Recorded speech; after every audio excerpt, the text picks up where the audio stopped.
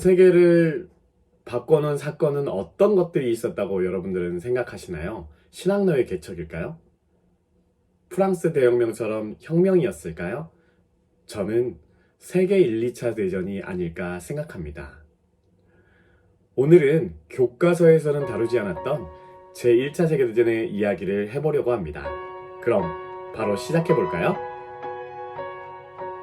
1914년 6월 28일 보스니아 헤르체고비나의 수도였던 사라예보에서 울렸던 두 발의 총성은 6,500만 명을 전쟁터로 이끌었고 그중 3,700만 명이 죽거나 다쳤습니다. 이 지역의 역사를 살펴보면 1389년 6월 28일 오스만 투르크에게 패배한 발칸반도는 오스만 제국의 손아귀에 있었습니다. 하지만 1908년에는 오스트리아 헝가리 제국이 보스니아 지역을 차지하며 발칸반도의 주인이 바뀝니다. 오스트리아 군대의 군사훈련에 참관하기 위해 오스트리아 황태자 부부가 1914년 6월 28일 보스니아의 수도 사라예보를 방문하던 날 피살당합니다. 이 무렵 오스트리아 헝가리 제국은 보스니아 헤르체고비나를 병합하였으나 보스니아 헤르체고비나의 형제국인 세르비아에서는 이를 묵묵히 바라볼 수만은 없었습니다. 세르비아의 극단적 민족주의자들로 구성된 검은손은 오스트리아 헝가리 제국의 페르디난드 부부의 방문을 계기로 거사를 계획했습니다.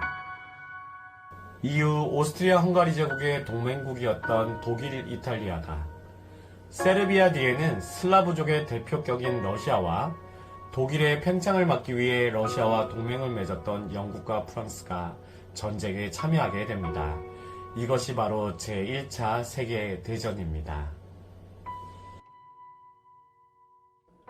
이 사진은 오스트리아 황태자인 페르디난드 부부를 암살한 가브릴로 프린치프가 현장에서 체포되는 사진입니다.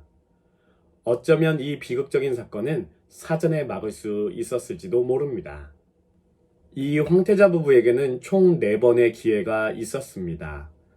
첫 번째는 페르디난드 부부가 사라예보에 도착하기 전 세르비아 관료가 대공 부부의 보스니아 방문을 다시 한번 더 고려하라고 말했는데 암살 계획이 사전에 유출되었기 때문입니다. 주변의 만류에도 사라예보에 방문한 것이 첫 번째 실수였습니다. 두 번째는 허술한 경호가 문제였습니다. 원래 이곳은 오스트리아군 2만여 명이 주둔하는 곳이지만 페르디난드는 120명 정도의 매우 적은 인원으로 경호를 맡게 하였습니다. 이는 오스트리아가 보스니아의 지배를 과시하고 보스니아의 치안 상황이 안전하다 선전하기 위한 구상이었습니다. 페르디난드 부부는 화려한 장식의 오픈카를 타고 있었기에 표적의 대상이 되었습니다. 이것이 두 번째 실수였습니다. 세 번째는 암살단이 기차역에서 시청역까지 지나는 길에 매복해 7번의 기회를 노리고 있었다는 사실입니다. 그 중에 수리탄이 페르디난드 부부의 차량을 향해 날아왔으나 차량에 맞고 튕겨 경호 차량이 터지는 바람에 여러 명이 다친 상황이었습니다. 이러한 상황에도 행사는 취소되지 않았던 것이 세 번째 실수였습니다. 마지막 네 번째는 5.1점은 박물관이었으나 갑작스럽게 제의된 병문 안으로 차량을 유턴한 상황에서 벌어졌습니다. 병원으로 가려면 왔던 길을 되돌아가야 했지만 비공식 행사 일정을 통보받지 못한 운전사는 원래 코스였던 박물관 쪽으로 우회전했습니다. 이후 병원 행사로 바뀐 걸 알게 된 운전사가 후진하던 중에 모리츠 실러 카페에서 식사하던 검은손 요원 프린치프 앞에 서게 되었습니다. 프린치프와 황태자 부부의 거리는 불과 1.5m였고 프린치프는 권총을 당겨 황태자비 조피의 복부에 한 발, 황태자 페르디난드 목 부분에 한 발을 발사했습니다. 사실 페르디난드 부부는 실크로 된 방탄조끼를 입고 있었으나 프린치프는 목 부분을 겨냥했습니다. 유턴만 하지 않았어도 제1차 세계대전은 일어나지 않았을지도 모릅니다. 그런데 사라예보 사건을 주도했던 프린치프만 사형을 면했습니다. 당시 오스트리아 헝가리 제국의 법에서 만 20세 미만에게는 사형이 금지되어 있었습니다. 프린치프는 1894년 7월 25일생이어서 사건이 발생한 시점으로 보면 만 20세 생일에서 27일이 모자라 사형을 면했습니다. 그는 징역 20년형에 처해지고 가로 1.5m, 세로 2.5m 독방에서 생활하게 됩니다. 많은 사람들은 그로 인해 전쟁이 일어났고 매일같이 죽어나간다고 비난했습니다. 어쩌다가 목욕하는 날에는 많은 사람들이 그를 구타했으며 프린치프는 차라리 죽는 것이 낫다는 생각에 극단적 선택을 하려고도 했으나 실패했습니다. 이후 각종 질병에도 시달리는데 결핵, 피부궤양, 오른손 절단 등으로 인해 만 23세가 되던 해인 1918년 4월 28일에 결핵으로 사망하게 됩니다. 당시 그의 몸무게는 39kg였다고 합니다. 아이러니한 것은 전 세계를 1차 세계대전의 소용돌이로 몰아넣은 프린치프를 기념하기 위한 박물관과 거리 이름들이 동유럽 7개 도시에 있다는 사실입니다. 이렇게 시작된 전쟁은 예상과 달리 4년이나 지속되었는데요. 이 시기에 새로운 무기들이 등장하면서 제1차 세계대전은 대량 학살의 현장이었습니다. 전쟁 초기의 독일은 서부전선에서 프랑스군 등에게 우위를 점하고 있었는데요. 그것은 바로 기관총의 위력이 강했기 때문입니다. 기록에 의하면 1초당 8명이 죽을 수 있을 정도로 위력은 공포스러웠습니다. 이에 맞서서 독일군에게 반격을 가한 것은 영국에서 개발된 마크1이라는 탱크였습니다. 초기 탱크는 최대 시속 약 6km, 1회 이동 거리는 39km이며 탑승 인원은 8명에 무게는 약 28톤이었다고 합니다. 독일인들에게는 악마라고 불리웠으며 탱크라는 이름은 물탱크의 모양을 닮은 데서 유래했고요. 탱크의 궤도는 농기구에서 착안하였다고 합니다. 독일은 이에 맞대응으로 염소가스, 겨자가스를 살포하였으며 영국 또한 포스겐을 살포하였고 2,700만 개의 방독면을 사용했습니다. 특히 겨자가스는 피부 점막이 벗겨지고 시력까지 잃게 하는 위협적인 무기였습니다. 하늘에는 비행기가, 바다 위에는 잠수함이 활약합니다. 그러나 독일의 무제한 잠수함 작전은 누시타니아호에 타고 있던 무고한 미국인 128명을 사망에 이르게 하여 미국의 참전을 유도하게 됩니다. 1차 세계대전에서 주목할 만한 사실 중에 하나는 바로 장기적인 참호전이었습니다. 전쟁이 한창이던 당시 2m 높이의 참호를 미로처럼 만들었으며 살기 위해 병사들은 참호 밖으로 나오지 않았습니다. 그래서 의식주를 참호 안에서 해결해야만 했습니다. 그러다 보니 잦은 비에 오물이 역류하거나 젖은 전투화를 계속적으로 착용하여 발이 썩어 들어가는 이른바 참호족에 시달리는 병사들이 늘어났습니다. 당시 비에 젖은 전투복은 무게가 무려 15kg였다고 합니다. 또한 각종 전염병을 옮기는 쥐떼가 참호를 뒤덮었습니다. 큰 쥐의 경우에는 거의 강아지 크기만 했으며 쥐들은 죽은 병사와 살아있는 병사를 가리지 않고 물었기에 병사들은 철사망으로 된 마스크를 착용하고 잠들어야 했습니다. 또한 시체들에게서 나는 지독한 냄새를 막기 위해 가족들에게 담배를 보내달라거나 상급부대의 보급을 늘려달라는 요청이 쇄도했습니다. 4년간의 전쟁은 1918년 11월 11일 11시를 기점으로 휴전으로 들어갑니다.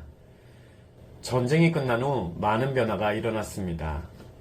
전쟁 중에 비바람을 막아주고 전쟁 수행을 용이하게 했던 영국의 트렌치코트가 유행하기 시작하였는데 참고로 트렌치는 참호를 뜻합니다. 다음으로는 장기적인 전쟁 수행을 위한 비상식량으로 사용되었던 초콜릿의 유행이었습니다. 미국 군인들은 네덜란드에 의해 고체화된 초콜릿을 비상식량으로 사용함으로써 휴대가 용이하며 빠른 시간 안에 열량을 끌어올릴 수 있었습니다.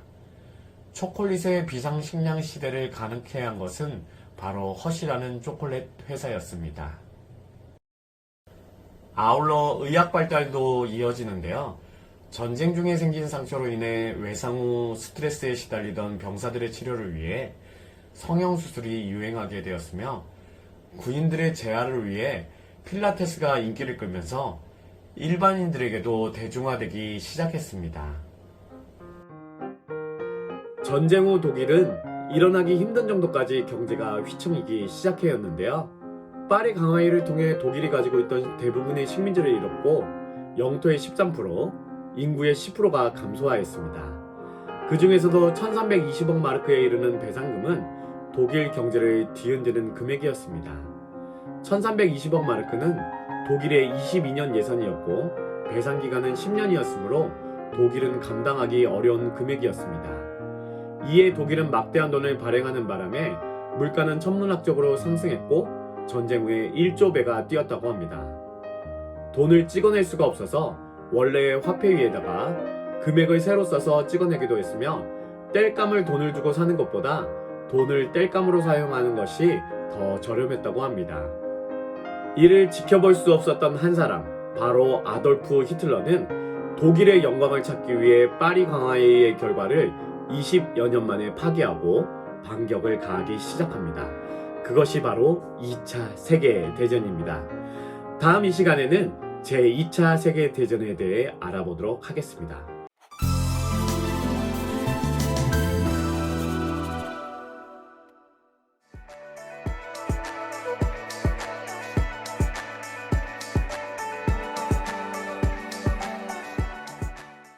지난 시간 우리는 세계 제1차 대전에 대해서 살펴보았습니다.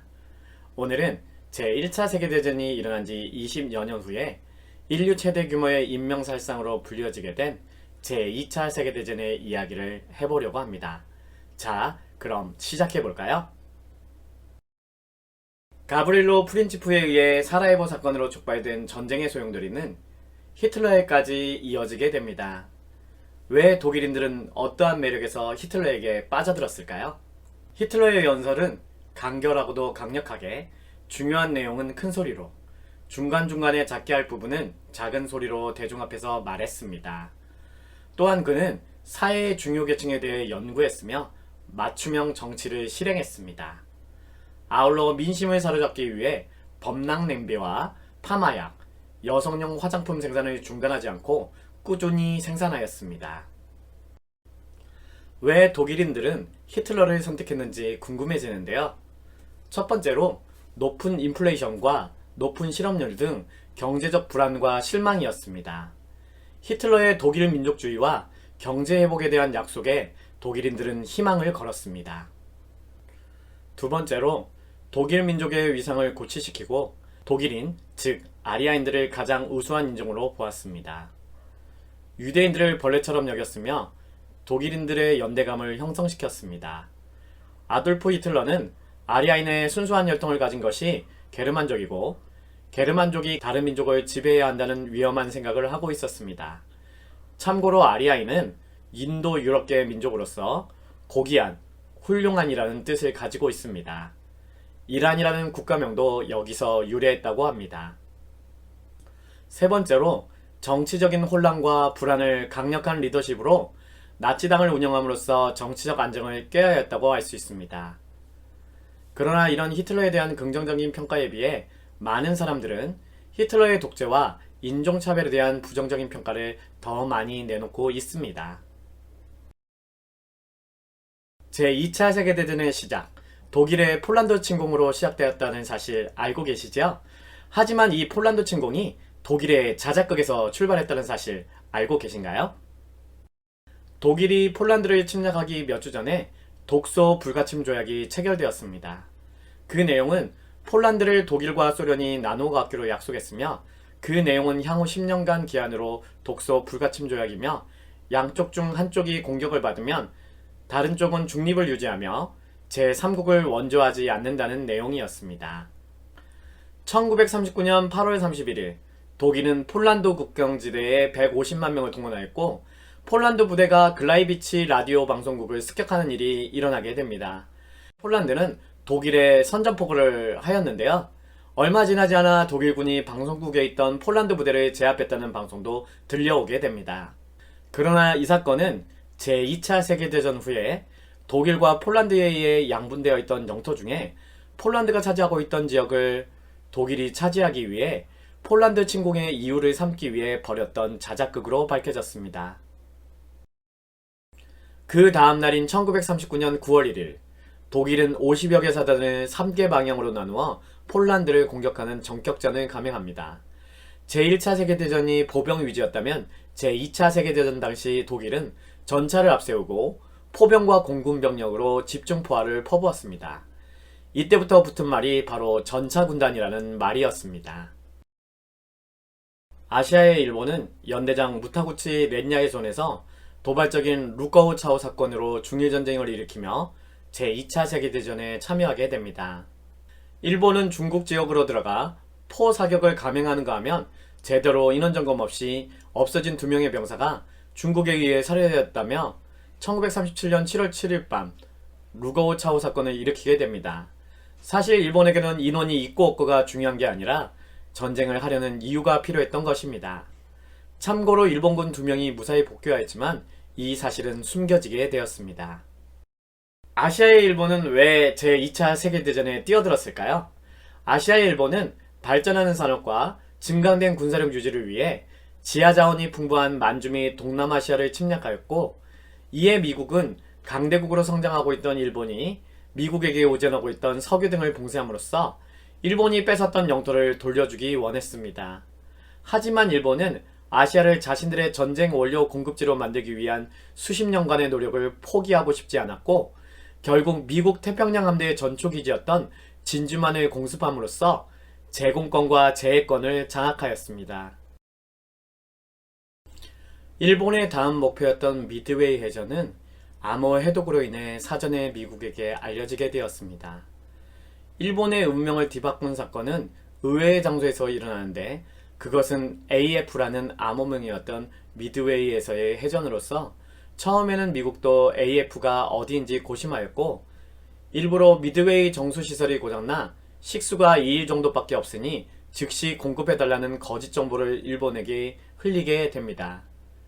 아무런 의심을 하지 않은 일본은 미드웨이의 정수시설에 문제가 있음을 알렸고, 미국은 막대한 화력으로 일본에게 빼앗겼던 제공권과 제해권을 찾아오게 됩니다. 제2차 세계대전의 승패를 판결지었던 핵폭탄 개발 계획, 즉 맨하튼 프로젝트 계획은 미국의 부통령이었던 트루먼도 알지 못했다고 합니다. 오펜하이머 등 일부 물리학자들에 의해 비밀리에 미국 30여 개 장소에서 연구되었다고 합니다. 심지어 연구자들의 이름도 가명, 연구하는 분야도 핵폭탄이라는 이름 대신에 더 가제트라는 코드명을 사용하였습니다. 여기에 들어간 인원과 비용은 막대했는데요. 13만 명의 인원에 20억 달러, 현재 가치로 약 300조 원이 들어가게 됩니다. 나중에 미국에서는 네바다주의 사막을 중심으로 빅쇼라는 관광 상품으로 핵폭탄 투하를 상품화하기도 했습니다. 독일이 우라늄 등을 핵으로 만들 수 있게 되었다는 소식이 전해지면서 독일에게 인류의 운명이 좌우된다는 불안감이 전 세계를 뒤덮었습니다. 이를 막기 위해 미국은 맨하튼 프로젝트라는 이름으로 핵폭탄 개발에 앞장서게 되었던 것입니다. 인류 최초의 핵폭탄 리틀보이와 팬맨, 제2차 세계대전의 마침표를 찍게 되는데요. 인류 최초의 핵폭탄의 이름은 리틀보이로 암호명은 루즈벨트였습니다. 막대 모양으로 길이는 3.3m, 무게는 4톤, 파괴력은 15KT로 TNT 폭탄 15,000배의 성능을 가지고 있었습니다. 투하 지역이었던 히로시마는 미국의 공습에서 한 번도 피해를 입지 않은 곳이었으며 조선소, 비행장, 일본의 병참기지, 일본군 제2사령부, 통신기지 등으로 사용되었습니다. 나가사키에 떨어진 핵폭탄은 공 모양을 한 팬맨이었습니다. 원래 고쿠라에 투하하기로 되어 있었으나 기상 상태가 좋지 않아 나가사키로 투하 지역이 변경되었는데, 날씨로 두 도시의 운명이 뒤바뀐 것입니다. 원자폭탄 폭격으로 인하여 당시 히로시마시 인구 약 33만 명 중 14만 명과 나가사키시의 인구 약 27만 명 중 7만 명이 사망한 것으로 추정됩니다. 제2차 세계대전 중에 미국이 독일의 코카콜라 수출을 중지하자 독일은 환타를 개발하게 됩니다. 1939년에 독일 내 43곳의 코카콜라 제조 공장, 공급처 600여 곳에 코카콜라 제조 원료들이 사라지면서 코카콜라 독일 책임자였던 막스 카이트는 국가로부터 코카콜라를 대체할 만한 음료를 만들라는 명령을 받게 됩니다. 그에 따라 1940년 환타지아라는 의미에서 착안하여 환타가 탄생하게 됩니다. 코카콜라와는 달리 여러가지 맛으로 승부하였으나 제2차 세계대전이 끝난 후에는 다시 코카콜라가 유입되었고 환타는 코카콜라에 이어 두 번째 자리를 차지하게 되었습니다. 제2차 세계대전 당시 물자가 부족하여 설탕 대신 환타를 사용하기도 했습니다. 제2차 세계대전이 가져다준 과학적 발전도 있었는데요. 야간에 유용한 야간 투시경이 제2차 세계대전에서 사용되면서 전차와 보병이 큰 효과를 보았는데 현재는 야간 투시경이 다양한 용도로 사용되고 있습니다. 연료 공급이 중요한 전쟁에서 제리캔이 만들어지면서 차량의 급유 등이 편리하게 되었는데요. 이후 연료통 이외에 급수용으로도 많이 활용된다고 합니다. 참고로 제리캔의 제리는 미국인들이 독일인을 비하하는 말에서 왔다고 합니다. 전쟁 중에 병사들의 활력을 늘린다는 명목하에 메스 암페타민이 널리 퍼졌는데 하루에 5알을 먹도록 권장하였습니다. 전쟁 후에는 다이어트 신약으로도 알려져 있지만 현재는 마약류로 지정되었으며 일명 필로폰이라고 합니다. 나치의 선전용으로 사용되었던 레코드 테이프는 전후에 많은 나라에서 사용되면서 학교나 가정 등에서도 사용할 수 있게 되었습니다. 공중에서는 160마력에 시속 150km로 날아갈 수 있는 헬리콥터가 발명되었습니다. 헬리콥터는 독일의 유명 자동차 회사인 BMW와 합작으로 1000대를 만들기로 했으나 연합국의 공격으로 24대만 생산되었다고 합니다. 마지막으로 미사일의 사용인데요. 미사일의 사용으로 많은 피해가 가해지자 연합국들은 너도나도 미사일 기술을 확보하고 전쟁의 방향은 새롭게 바뀌기 시작했습니다. 제1, 2차 세계대전으로 1억 명 이상의 사망자가 나왔으며 전 세계의 정치, 사회, 경제, 문화 등을 송두리째 바꾸어 놓았습니다. 유럽 중심의 세계에도 많은 균열이 가해지고 진주만과 태평양 일대에만 피해를 입었던 미국은 전 세계의 맹주로서의 자리를 굳건히 하게 됩니다. 이처럼 많은 변화를 가져온 제1, 2차 세계대전은 우리에게 많은 것을 남겨주었습니다. 그러나 그 누구도 사라예보 사건으로 이렇게 많은 일들이 일어날 것이라고는 예측하기 어려웠을 것입니다. 오늘의 이야기는 여기까지입니다. 여러분, 제1, 2차 세계대전에 대해 어느 정도 알게 되셨나요? 여러분에게 조금이나마 도움이 되셨다면 좋겠습니다. 방학 즐겁게 보내시고 다음에 또 만나요. 안녕!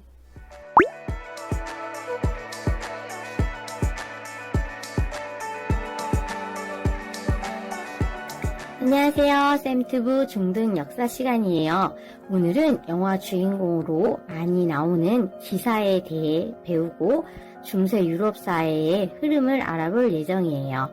기사하면 어떤 모습이 떠오르나요? 빛나는 철제거붓을 입고 긴 창을 가지며 멋진 말을 타고 있는 모습이 떠오르지 않나요?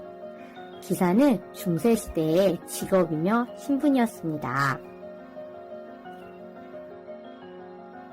중세사회는 무엇이고 근본제도는 또 무엇인지, 기사계급은 어떻게 발생했는지, 어떤 지층을 가지고 있는지, 어떠한 세력 변화를 했는지 자세히 알아보게요.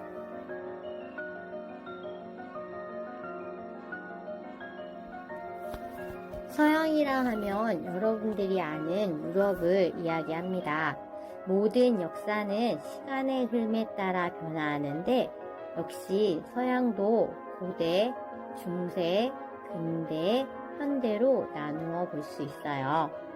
고대는 그리스 로마 신화에 나오는 것처럼 신들이 인간의 모습을 하고 있는 인간 중심의 시대였어요.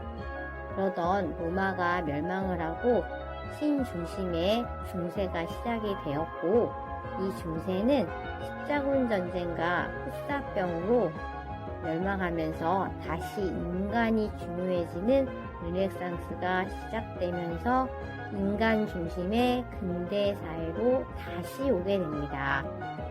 이후 경제적으로는 산업혁명과 정치적으로는 시민혁명을 계기로 현대가 시작되게 되는 거예요. 그래서 오늘은 이 중에서도 중세에 대해서 자세히 알아볼게요.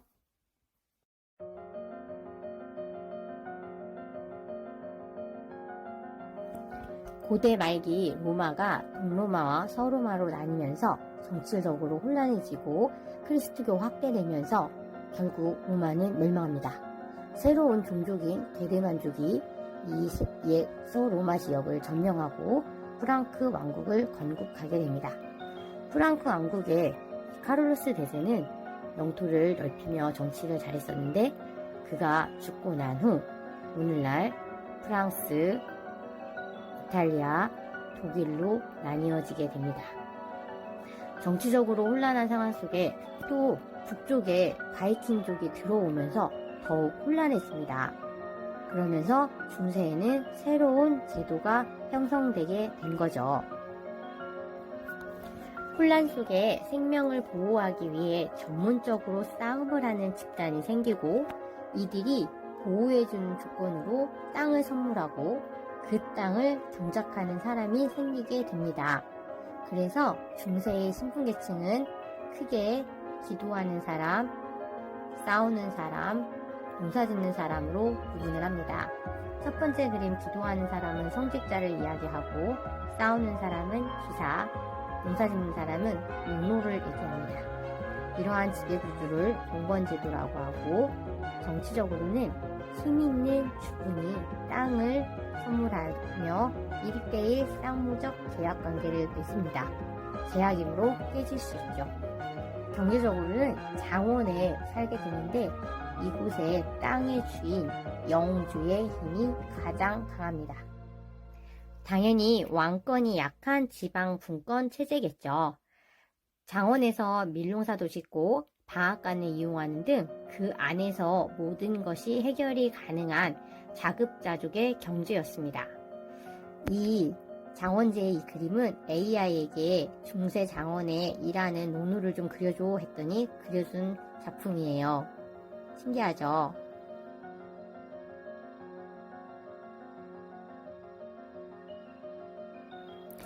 기사들은 성직자에 의해 교회에서 사회적 안정과 질서를 위해 가르칩니다. 지사로서의 예절과 매너, 지사로서의 명예와 영광을 위해 높은 도덕과 유기적인 행동을 하도록 노력을 합니다.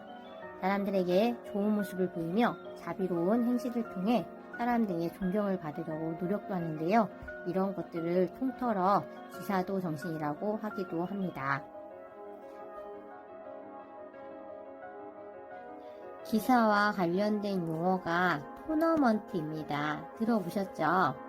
네, 기사들은 마상창 시합에서 서로 무기를 겨누고 돌진해서 상대를 타격한 다음 타격을 위해 다시 방향을 돌리는 행위, 그래서 경기의 최종 승자를 가리기 위해 승자들끼리 계속해서 맞붙는 이러한 방식을 토너먼트라고 합니다.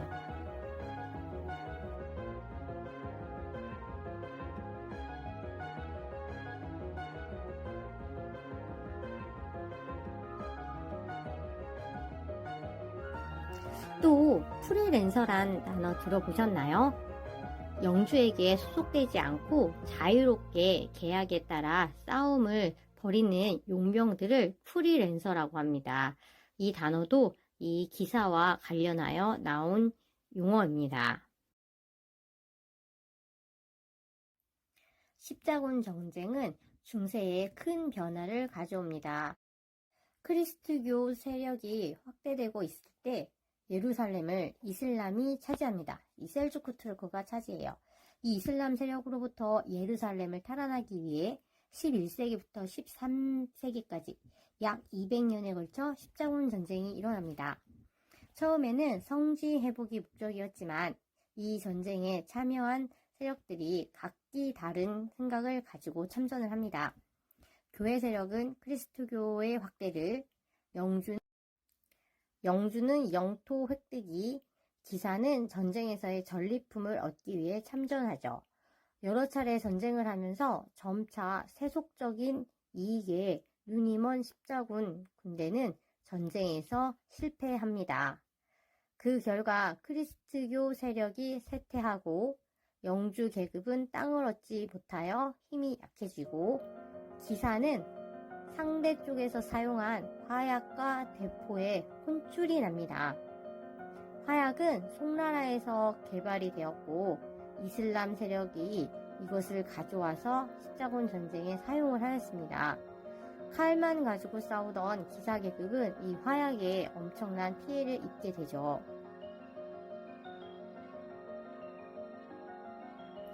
이후 기사의 권위는 찾아볼 수도 없습니다. 이런 시대를 잘 보여주는 소설이 하나 있는데 에스파냐의 세르반테스가 쓴 돈키호테라는 책입니다. 혹시 들어본 친구들 있나요?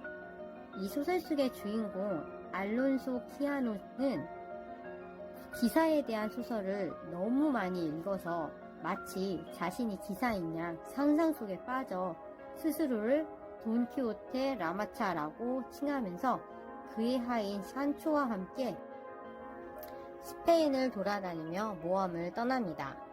특히 풍차를 모닝스타를 든 거인이라고 오해하며 공격하기도 하고 양떼를 군대로 생각하며 싸우는 등 정신 이상의 증세를 보입니다.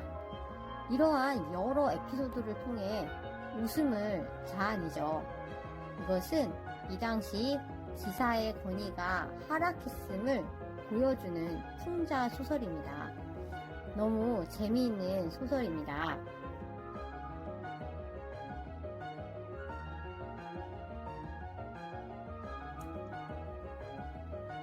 기사는 중세시대와 함께 성장하고 중세시대와 함께 쇠퇴하는 과정을 보여주며 중세의 대표 아이콘이 되었습니다.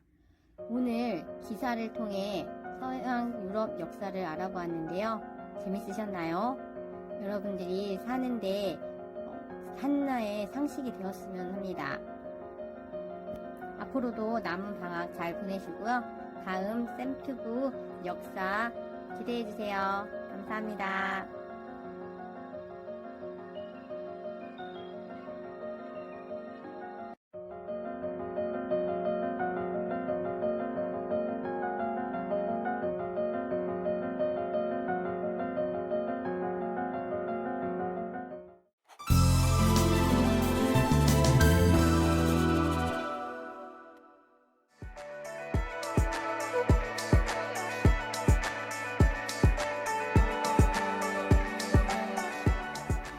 안녕하세요. 쌤튜브 역사 시간이에요. 여러분은 바이킹이라고 들어보셨나요? 바이킹 하면 잔인하게 싸우고 약탈해가고 굉장히 야만적인 모습으로 알려져 있는데 오늘은 이것보다는 현재 세계사에 어떤 영향을 미쳤는지 알아볼게요. 바이킹 놀이동산에서 타는 이것이 떠오르죠. 실제 배를 보고 만들었다고 합니다. 이렇게 야만적인 모습도 보이죠. 오늘은 부패의 기원, 바이킹의 이동에 따른 결과 여러 나라가 생겼는데 특히 영국이 생겼습니다. 그에 관해서 같이 공부해 보도록 할게요.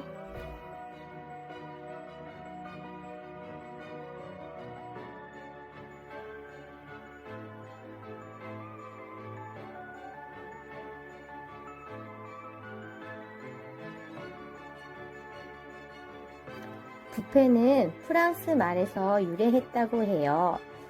이 바이킹들은 스칸디나비아 반도와 덴마크에 살았는데 이쪽은 전체적으로 북쪽에 있어서 날씨가 좀 춥고 농사 환경이 척박하여서 농사도 잘 안 돼요. 그래서 식량을 바다에서 구해야 했습니다. 고기잡이와 해적질을 했다고 하네요. 해적질하는 동안 배 안에서 소금에 절인 음식과 햇볕에 말린 음식만 먹으니 힘이 없겠죠. 대신 고향에 돌아오면 해적질한 것, 신선한 음식을 한 곳에 펼쳐놓고 밤낮으로 즐겼다고 합니다. 이것이 오늘날의 부패의 기원입니다. 맛있는 음식이 참 많죠. 이런 유래 때문인지 부패집의 이름으로 바이킹이 붙었던 경우도 많이 있었던 것 같아요. 특히 해산물이 많았던 것도 이런 이유일 것 같아요.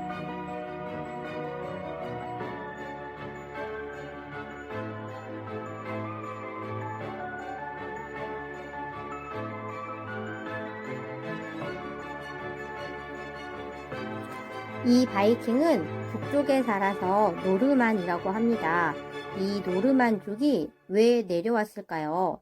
여러 가지 설이 있는데 그 중에 가장 유력한 설은 비록 추운 지역이지만 이곳에 난루와 편서풍이 많이 불기 때문에 그래도 좀 따뜻했다고 합니다. 그래서 인구가 갑자기 급증하여서 먹을 것이 부족하여 내려왔다는 설이 가장 유력합니다.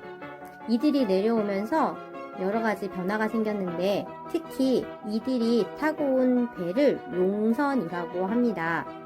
이 농선의 배의 앞부분이 깊이가 얇아서 내륙의 강처럼 얕은 곳까지 깊숙이 쳐들어올 수 있어서 유럽 사람들이 더욱 무섭다고 합니다.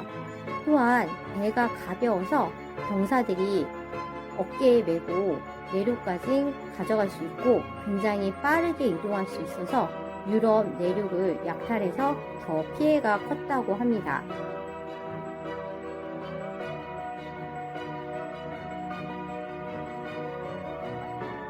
여러분들이 바이킹 하면 양쪽에 뿔이 있는 투구를 썼다고 생각하는데 이것은 전투를 할 때 굉장히 불편합니다.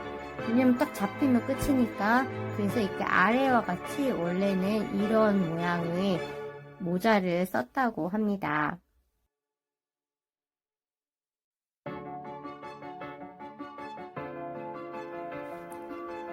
화면에 나와 있는 것은 중세 바이킹들이 이동하면서 세운 나라들인데 더 많아요. 그런데 설명을 위해서 간단한 것만 표시했습니다. 여러분들 교과서에 보면 굉장히 많습니다. 이 바이킹족이 쳐들어와서 유럽에 많은 영향을 미쳤습니다. 오늘날 러시아의 기원인 TF 공국도 이들이 만들었고요. 이탈리아에도 쳐들어오고 이때 서프랑크의 여러 나라들을 약탈했는데 특히 서프랑크의 샤를 3세는 이들의 약탈을 버거웠나 봐요. 그래서 크리스트교로 믿고 그 다음에 더 이상 쳐들어오지 않는다는 조건으로 땅을 줬습니다. 백작의 지위도 주고 이 땅이 오늘날 프랑스 바다 주변의 노르망디 공국이에요. 노르망디 공국 자주 현대사에 나오는 지역입니다.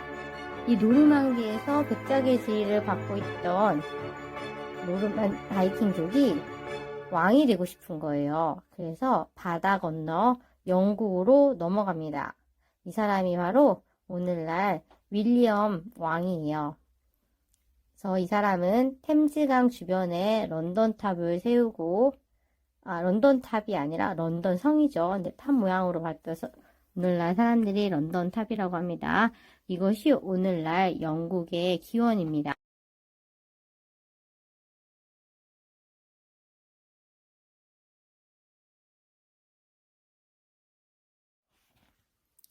자, 이 지역이 노르망디 공국이에요.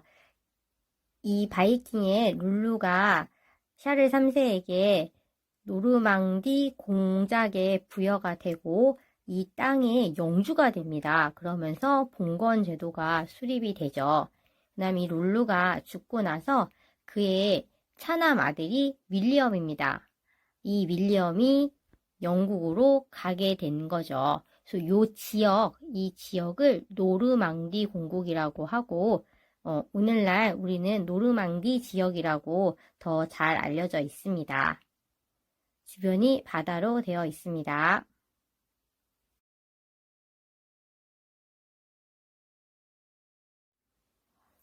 (1066년) 이 윌리엄은 영국에 가서 왕이 됩니다.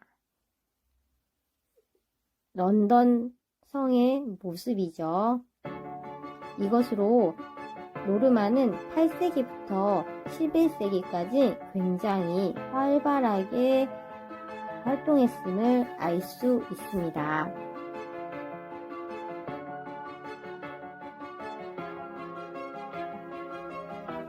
프랑스에서 영국으로 건너갔기 때문에 영어를 사용하는 영국에서의 만들어진 단어인데 약간 프랑스의 느낌이 있는 단어들이 있습니다. 그러니까 프랑스의 영향을 받은 단어들이죠. 여러분들이 아는 뷰티풀, 에티켓, 실루엣 같이 약간 프랑스 느낌이 나는 것들은 프랑스에서 영향을 받아서 영국에서 만들어진 말들이에요. 이런 것들은 상식으로 알고 있으면 좋겠죠. 우리 뷔페도 배우고 실루엣, 뷰티풀, 에티켓 같은 것도 배우고 굉장히 상식이 많아진 것 같아요.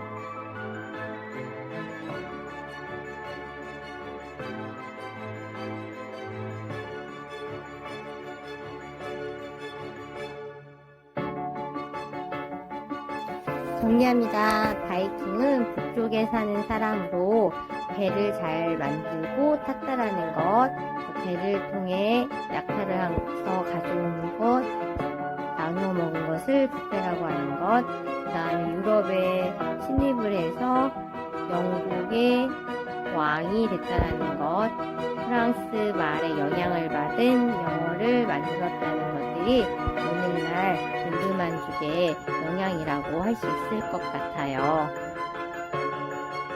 잘 들어줘서 감사하고 다음에 또 만나요. 감사합니다.